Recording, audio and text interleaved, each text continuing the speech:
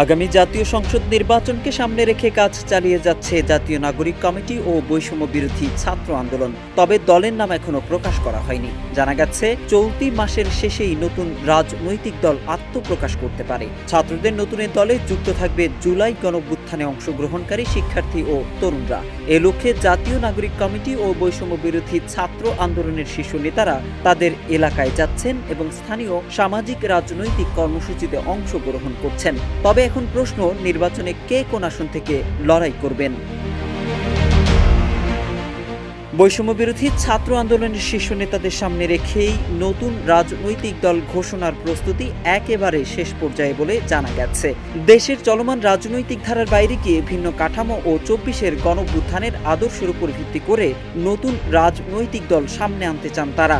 দৈনিক কালের কণ্ঠের এক প্রতিবেদন থেকে জানা যায়, নাগরিক কমিটির একাধিক সূত্র বলছে, সদস্য সচিব আখতার হোসেন রংপুর ৪ ও মুখ্য সংগঠক সার্জিস আলম পঞ্চগড় ১ আসনে নির্বাচনের জন্য প্রস্তুতি নিচ্ছেন।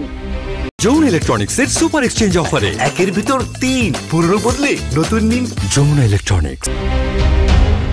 জাতীয় দৈনিকটি জানায়, বৈষম্য বিরোধী ছাত্র আন্দোলনের আহ্বায়ক হাসনাত আব্দুল্লাহ কুমিল্লা ৪ আসন থেকে এবং মুখ্য সংগঠক আব্দুল হান্নান মাসুদ নোয়াখালী ৬ আসন থেকে নির্বাচন করতে কাজ শুরু করেছেন। এছাড়া জাতীয় নাগরিক কমিটির কেন্দ্রীয় নির্বাহী কমিটির সদস্য মোহাম্মদ হাসান আলী চট্টগ্রামে, মোহাম্মদ আব্দুল আহাদ দিনাজপুরে, আশরাফ উদ্দিন মাহাদি ও মোহাম্মদ আতাউল্লাহ ব্রাহ্মণবাড়িয়ায়, অনিক রায় সুনামগঞ্জে, মনিরা শারমিন নওগাঁয়, এস.এম. সাইফ মুস্তাফিজ সিরাজগঞ্জে, আতিক মুজাহিদ কুড়িগ্রামে নির্বাচন করার প্রস্তুতি নিচ্ছেন।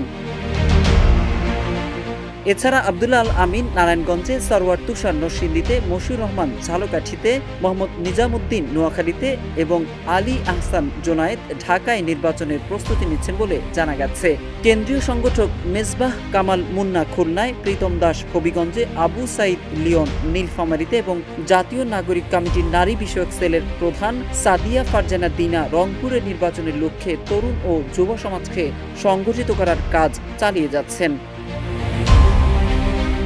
উল্লেখ্য, গত ৫ আগস্ট গণঅভ্যুত্থানের মুখে শেখ হাসিনার পতনের পর ছাত্রদের নেতৃত্বে নতুন দল আসছে কিনা তা নিয়ে আলোচনা শুরু হয়। জানা গেছে খুব দ্রুতই জাঁকজমকপূর্ণ অনুষ্ঠানের মাধ্যমে ঘোষণা আসবে নতুন এ দলের নাম। ছাত্রদের নতুন রাজনৈতিক দল সম্পর্কে এসব তথ্য তুলে ধরে একটি প্রতিবেদন প্রকাশ করেছে দৈনিক কালের কণ্ঠ। মোহাম্মদ সাইফুল ইসলাম, ইত্তেফাক।